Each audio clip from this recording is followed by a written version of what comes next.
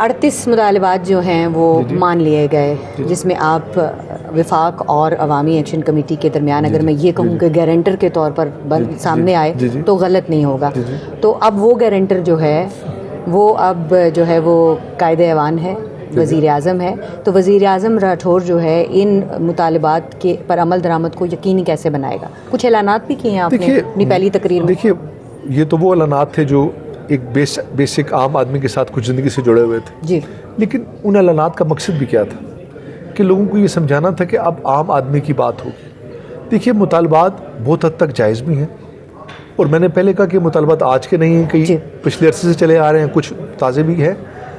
तो अब चूँकि मैं उनके साथ बातचीत राब्ते में भी रहा हूँ और बेशुमार उनके डॉक्यूमेंट्स पे मेरे सिग्नेचर भी हैं, तो अब मुझ पे भी ये जिम्मेदारी ज़्यादा बनती है कि मैं उन मामलात पर जिसके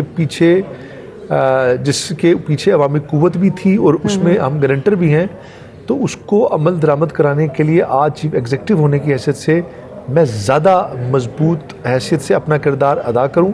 एक कमेटी बनी है, उस कमेटी के पास कौन कौन सा जो है वो मैंडेट गया है कि ये चीज़ें जो है कमेटी डिसाइड करेगी, बाकी तो तस्लीम हो गई, अब सिर्फ उन पर अमल दरामद होना है। जो चीज़ें तस्लीम हो गई उन पे अमल दरामद कुछ जो ज़्यादा वफाकी हुकूमत ने करना है, कुछ हमारी रियासती हुकूमत ने करना है, और कुछ मामलात जो हैं वो आइनी तरमीम के ज़रिए होने हैं जिस पे अभी कंसेंसस नहीं बन सका। महाजरीन की नशिस्तों का मामला कंसेंसस नहीं बन सका। उसी कंसेंसस ना बनने की वजह से उसके लिए कमेटी तश्कील दी गई जो तमाम एस्पेक्ट्स पे बात भी करेगी, डेलिब्रेशन भी करेगी, बैठेगी भी। उसके लिए भी एक टाइम फ्रेम रखा गया है। एक एतमाद का फुकदान था जी, जिसकी वजह से कुछ चीज़ें ऐसी थी कि जब आगाज़ में हमारी उनके साथ बातचीत हो रही थी तो मुतालबात 2-3 थे, 2-3 से 8 पे गए, 8 से 38 पे चले गए। 38 से ज़्यादा भी कुछ मुतालबात माने हैं, क्योंकि कई लोग तो तनकीद ये भी कर रहे हैं कि वो 38 नहीं मान रहे थे पहले, फिर 48 बनवा के चले। जी बिल्कुल, चीज़ें तो उससे ज़्यादा भी हुई और शायद आइंदा भी हो जाए, लेकिन उनको एड्रेस तो हम नहीं करना है ना जी। बात तो अवाम के हकूक़ की है।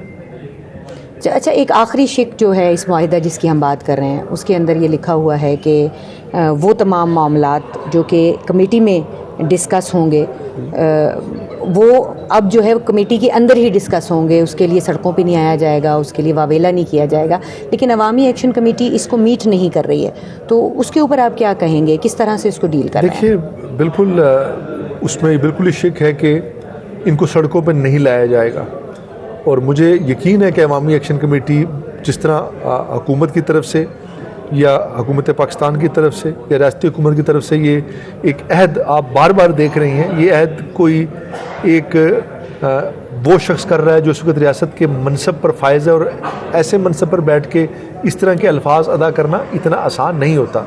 लेकिन मैं अल्फाज इसी वजह से अदा कर रहा हूँ कि मेरी एक सोच है कि मैं ये करूँगा।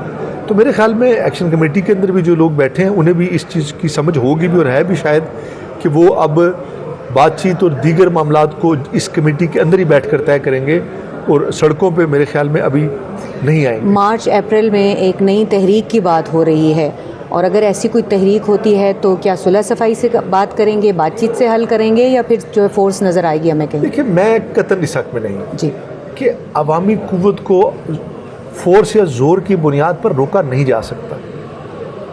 दोनों अतराफ में लोग अपने ही होते हैं।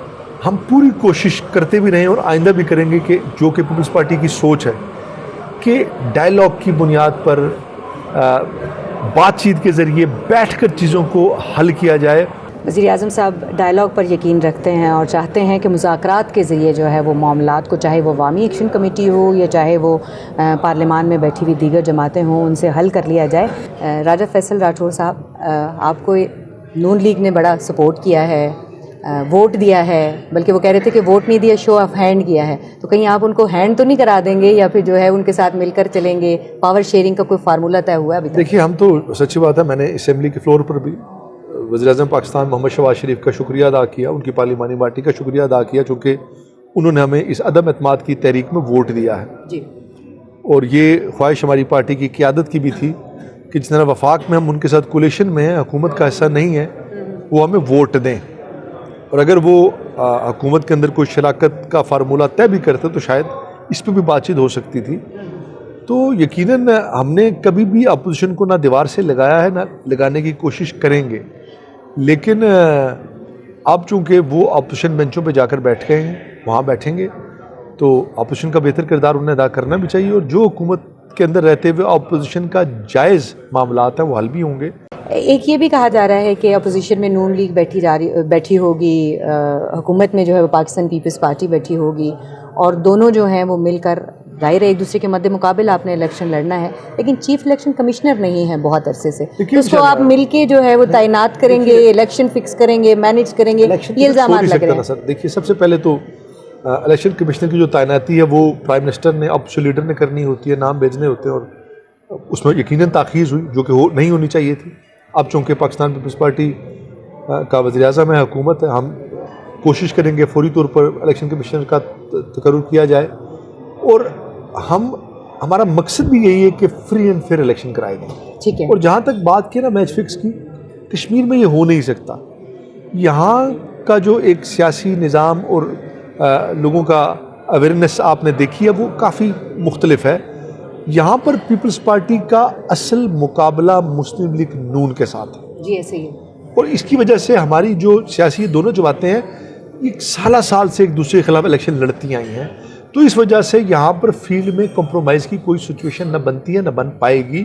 हम एक दूसरे के खिलाफ भरपूर कुव्वत के साथ इलेक्शन लड़ेंगे और इंशाल्लाह मुस्लिम लीग नून को हराकर पीपल्स पार्टी की दोबारा हुकूमत बनाएंगे। यानी ये अज़्म जो है ये दिखाई दे रहा है। तो कोई बजट वगैरह के हवाले से, क्योंकि जब हमारी बात हुई चौधरी अनवारुल हक साहब से, तो उनका ये कहना था कि मैं तो ख़जाना भरा हुआ छोड़ के जा रहा हूँ, तो अब वो क्या ख़जाना भरा हुआ है, और अगर वो ख़जाना भरा हुआ है तो उसमें से क्या अपोजिशन को हिस्सा देंगे?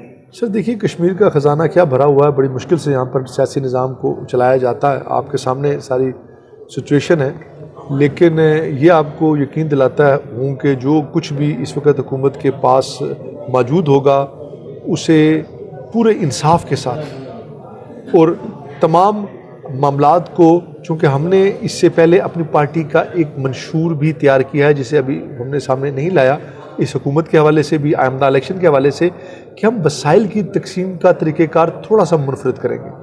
हम सिर्फ MLAs के ज़रिए वसाइल को तकसीम नहीं करेंगे, बल्कि हमने डिस्ट्रिक्ट बोर्ड्स बनाने का फ़ैसला किया है, जिसकी बुनियाद पर रियासत के तमाम स्टेक होल्डर्स को, जो कि ना सिर्फ MLAs हों, आपका बल्दियाती निज़ाम के लोग, आपकी सिविल सोसाइटी, उनके ज़रिए से जो है फ़ंड्स की तकसीम की जाएगी। फॉरवर्ड ब्लॉक के वो लोग जिनको आज़ाद अरकान कहा गया और वो उन्होंने वोट भी दिया, अब क्या उनको वजारत शरत कोई देने का इरादा है, या वो बेचारे अपने हलकों में क्या मुंह लेकर जाएंगे? देखिए, हमारे साथ जो लोग आए हैं ना, वो पीपल्स पार्टी में शामिल हुए हैं जी, और पीपल्स पार्टी ने जिन लोगों को शामिल किया है वो लोग कल पाकिस्तान पीपल्स पार्टी के आने वाले वक्त में टिकट होल्डर्स हैं।